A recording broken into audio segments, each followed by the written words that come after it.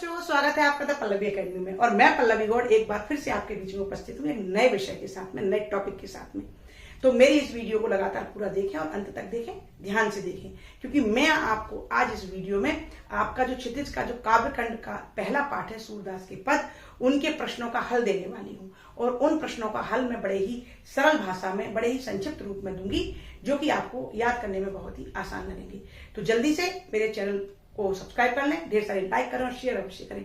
और चलिए अपने समय को बिना बर्बाद किए हम वीडियो में आगे की ओर बढ़ते हैं। तो बच्चों, आप अपने क्षितिज की ये जो किताब है इसको खोलें और पाठ एक जो सूरदास का जो पद है उसके प्रश्न अभ्यास पर जाएं। मैंने वैसे आपको वीडियो में, पिछली वीडियो में जब मैंने इस पाठ का अर्थ बताया था, तो इन प्रश्नों का मौखिक रूप से उत्तर भी बता दिया है। तो उनके लिए, समझने के लिए आप मेरी उस वीडियो को अवश्य देखें। और अब मैं यहाँ पर आपको रिटन रूप में, लिखित रूप में कितने आसान तरीके से मैं याद करा सकती हूँ, ये हम देखते हैं। तो प्रश्न अभ्यास, आपका पहला प्रश्न है, गोपियों द्वारा उद्धव को भाग्यवान कहने में क्या व्यंग्य निहित है? भाग्यवान कहा है गोपियों ने कहा उद्धव तुम तो बहुत ही भाग्यशाली हो। तो ये एक व्यंग किया है ना। तो प्रश्न है आपका कि भाग्यवान कहने में क्या व्यंग निहित है। तो देखिए, मैंने समझाया था ना बच्चों कि गोपियां उद्धव को भाग्यवान सहजता से नहीं कह रही हैं, एक व्यंग कर रही हैं कि अरे तुम सबसे बड़े भाग्यहीन हो, क्योंकि तुम भगवान श्री कृष्ण के पास रहकर भी उनकी भक्ति और प्रेम से दूर हो, इसलिए तुमसे बड़ा भाग्यहीन इस दुनिया में कोई नहीं है। लेकिन वो व्यंग करती हुई उन्हें भाग्यवान कह रही हैं। तो इसको लिखित में हम कैसे याद कर सकते हैं कि गोपियां कहती हैं कि उद्धव भगवान श्री कृष्ण के पास रहते हुए भी उनकी प्रेम और उनकी भक्ति से वंचित हैं, इसलिए गोपियां उन्हें भाग्यहीन कहती हैं और भाग्यवान कहकर उन पर व्यंग करती हैं। ये इसका उत्तर है कि गोपियां उद्धव भगवान श्री कृष्ण के पास रहते हुए भी उनकी भक्ति और प्रेम से वंचित हैं, इसलिए गोपियां उन्हें भाग्यहीन मानती हैं और भाग्यवान कहकर उन पर व्यंग करती हैं। ठीक है बच्चों। देखिए बच्चों, मैं अपने प्रश्नों का उत्तर सरल और बड़े संक्षिप्त रूप से दूंगी। यदि आपको डिटेल्ड उत्तर याद करना है तो आप मेरी पिछली वीडियो को जरूर देखें, जहां पर मैंने डिटेल्ड में इन उत्तरों को समझाया है। लेकिन चूंकि कुछ बच्चों के साथ में बड़े बड़े उत्तर याद करने में समस्या भी आ सकती है, तो मैंने संक्षिप्त रूप में, और वैसे भी ये प्रश्न 2 नंबर के आते हैं, तो मैं उसी के अनुरूप आपको संक्षिप्तीकरण कर दे रही हूँ। प्रश्न क्रमांक 2, उद्धव के व्यवहार की तुलना किससे की गई है? देखिए, गोपियों ने उद्धव को कई बातों का उदाहरण देकर और उससे समानता बताई है। जैसे कि उन्होंने कहा है कि अरे तुम तो कमल के पत्ते के समान हो, कि जैसे कमल का पत्ता कीचड़ में रहकर भी उस पर पानी की बूंद का दाग नहीं लगता, और तुम तो तेल में डूबी मटकी के समान हो, कि तेल में भीगी गागर को अगर हम पानी में डुबोएं तो भी उस पर तेल नहीं लगेगा, तेल नहीं रुकेगा। उसी प्रकार से तुम तो कृष्ण के साथ रहकर भी उनकी भक्ति में नहीं डूबे, उनके प्रेम में नहीं डूबे। तो यहां पर उद्धव के व्यवहार की तुलना गोपियों ने कमल के पत्ते से और तेल में डूबी गागर से की है। तो अब हम उत्तर कैसे लिखेंगे? गोपियों ने उद्धव को कमल के पत्तों व तेल में डूबी गागर एवं उनके योग संदेश को कड़वी ककड़ी बताया है। गोपियां कहती हैं कि तुम्हारा योग संदेश हमें ऐसा लग रहा है जैसे कोई कड़वी ककड़ी मुंह में आ गई हो, जो खाई नहीं बनती। तो उद्धव के व्यवहार की तुलना तो की है कमल के पत्ते से और तेल डूबी गागर से, और जो उनका योग संदेश है उसकी तुलना की है कड़वी ककड़ी से। ठीक है बच्चों। प्रश्न क्रमांक 3, गोपियों ने किन किन उदाहरणों के माध्यम से उद्धव को उल्हाने दिए हैं? उल्हाना भी दिया है गोपियों ने। तो सेम प्रश्न का उत्तर ये भी, इसी का भी उत्तर है कि गोपियों ने कमल के पत्तों के और तेल में डूबी गागर के माध्यम से उद्धव को उल्हाना दिया है। दोनों ही प्रश्नों का उत्तर एक है, तेल में डूबी गागर और कमल के पत्तों के माध्यम से उद्धव जी को उल्हाना दिया है। प्रश्न क्रमांक 4, उद्धव द्वारा दिए गए योग के संदेश ने गोपियों की विरागनी में घी का काम कैसे किया? अब देखो बच्चों, गोपियां भगवान श्री कृष्ण के लौट आने के इंतजार में ही उस विरह को सह रही थी और अपना जीवन बिता रही थी कि हमारा कृष्ण एक दिन हमारे पास लौट आएंगे और हमसे आकर मिलेंगे। लेकिन जब कृष्ण ने उद्धव के द्वारा वहां योग संदेश भेजा और उद्धव ने कहा कि अरे तुम कृष्ण को भूल जाओ, क्योंकि वो अब लौटेंगे नहीं, तुम योग साधना करो, तुम निर्गुण ब्रह्म की उपासना करो। तो भगवान श्री कृष्ण के ना लौटने की बात सुनकर, उन्हें भूलने की बात सुनकर गोपियां और तड़प उठती हैं और उनकी विरह वेदना और ज्यादा भड़क उठती है। तो इस प्रकार से उद्धव के योग संदेश ने उनकी विरह में घी डाल दिया, जिससे कि वो और ज्यादा विरह में जलने लगी। तो इसको सरल शब्दों में हम लिख सकते हैं, भगवान श्री कृष्ण के लौटने की आशा में जी रही गोपियों को जब योग अपनाने और श्री कृष्ण को भूलने का संदेश मिला तो वे विरह में जल उठी, जैसे घी से आग और भड़क जाती है। ठीक है, ये सरल शब्दों में उत्तर है। प्रश्न क्रमांक 5, मर ज्यादा न लही के माध्यम से कौन सी मर्यादा न रहने की बात की जा रही है? गोपियां उद्धव से कहती हैं कि कृष्ण ने मर्यादा लांघ दी है, मर्यादा न लही, मर्यादा का पालन नहीं किया है। तो कौन सी मर्यादा? तो बच्चों, मैंने अर्थ में समझाया था कि प्रेम की एक मर्यादा होती है कि प्रेम के बदले प्रेमी को प्रेम ही मिलना चाहिए। किंतु श्री कृष्ण तो गोपियों को छोड़कर मथुरा चले गए और ऊपर से वहां जाकर उन्होंने गोपियों को योग संदेश भेजा और कहा कि मुझे भूल जाओ। तो इस प्रकार से तो कृष्ण ने प्रेम की मर्यादा का पालन नहीं किया है। तो वही आरोप गोपियां लगाती हैं और गोपियां कहती हैं कि प्रेम की यह मर्यादा है कि प्रेमी को प्रेम के बदले प्रेम ही मिलना चाहिए। किंतु श्री कृष्ण गोपियों को छोड़कर चले गए और योग संदेश भेजकर उन्होंने इस प्रेम की मर्यादा का पालन नहीं किया है। तो इस प्रकार से यहां पर प्रश्न क्रमांक 5 होता है। प्रश्न क्रमांक 6, कृष्ण के प्रति अपने अनन्य प्रेम को गोपियों ने किस प्रकार अभिव्यक्त किया है? यानी कि कृष्ण के प्रति उनका प्रेम दृढ़ है, इसको उन्होंने किन उदाहरणों से समझाया है? तो देखो, उन्होंने 2 बात कही कि हम तो कृष्ण के प्रेम में गुड़ में जैसे चींटी लिपटी रहती है, इस प्रकार से लिपटे हुए हैं। दूसरा, हम तो हारिल पक्षी की तरह हैं। हारिल एक ऐसा पक्षी है बच्चों जिसके मुंह में लकड़ी दबी रहती है, लकड़ी को पकड़े रहता है और वो एक पल भी बिना लकड़ी के जीवित नहीं रहता। तो यहाँ पर गोपियों ने गुड़ से लिपटी चींटियों व हारिल पक्षी के उदाहरण देकर अपने प्रेम को अभिव्यक्त किया है। ठीक है। प्रश्न क्रमांक 7, गोपियों ने उद्धव से योग की शिक्षा कैसे लोगों को देने की बात कही है? गोपियां उद्धव से कहती है कि तुम्हारा ये योग का संदेश कड़वी ककड़ी जैसा लग रहा है, हमें इस संदेश से कोई मतलब नहीं, कि हमारे काम का है ही नहीं, क्योंकि हम तो भगवान श्री कृष्ण के प्रेम को छोड़कर अन्यत्र कहीं जा ही नहीं सकते। लेकिन तुम अपने इस योग के संदेश को, इस योग की शिक्षा को ऐसे लोगों को दो जिनका मन भटकता रहता है, चंचल है, जो चक्री के समान यहां वहां चलायमान रहता है, ऐसे लोगों को योग की शिक्षा दो। तो इसका उत्तर होगा कि गोपियों ने चक्री के समान चंचल मन वाले लोगों को योग की शिक्षा देने को कहा है। ठीक है बच्चों। प्रश्न क्रमांक 8, प्रस्तुत पदों के आधार पर गोपियों का योग साधना के प्रति दृष्टिकोण स्पष्ट करें। ये जो आपके पाठ में जो पद दिए गए हैं 4, इन पदों के आधार पर प्रश्न है कि गोपियां योग के बारे में क्या सोचती हैं, योग को किस दृष्टिकोण से, किस नजरिए से देखती हैं, वो बताना है। तो देखो बच्चों, पहली बात तो गोपियों के लिए योग साधना व्यर्थ है ना। और दूसरा, वो योग को कड़वी ककड़ी जैसा मानती हैं। वो कहती हैं कि हमारे लिए तो योग का कोई महत्व है ही नहीं, क्योंकि हम तो भगवान श्री कृष्ण के प्रेम में लिप्त हैं। और वो कहती हैं कि इस योग की शिक्षा तुम चंचल मन वाले लोगों को दो, क्योंकि हम तो एक निष्ठ प्रेम में भगवान श्री कृष्ण से जुड़ी हुई हैं। तो उनके अनुसार ये योग का ये जो योग संदेश है वो एक रोग की तरह है, कड़वी ककड़ी की तरह है। तो ठीक है, अब हम इसको उत्तर में कैसे लिखेंगे? गोपियां योग साधना को एक रोग, कड़वी ककड़ी के समान बताते हुए नीरस व व्यर्थ मानती हैं। ठीक है बच्चों, इतना आपको लिखना है। प्रश्न क्रमांक 9, गोपियों के अनुसार राजा का धर्म क्या होना चाहिए? गोपियां क्या कहती हैं राजा के धर्म के लिए? तो गोपियां कहती हैं कि राजा को प्रजा के हितों का ध्यान रखना चाहिए और उनकी भलाई का कार्य करना चाहिए, अर्थात प्रजा को सताना नहीं चाहिए। गोपियां कहती हैं कि राजा का धर्म है कि वो प्रजा को न सताए और उनके हित और भलाई के लिए कार्य करे। प्रश्न क्रमांक 10, गोपियों को कृष्ण में ऐसे कौन से परिवर्तन दिखाई दिए जिनके कारण वे अपना मन वापस पा लेने की बात कहती हैं? एक जगह गोपियां कहती हैं कि हमें कुछ नहीं चाहिए, हम तो ये चाहते हैं कि जो कृष्ण मथुरा जाते समय हमारे मन को अपने साथ ले गए थे, अब हमारा मन हमें वापस कर दें।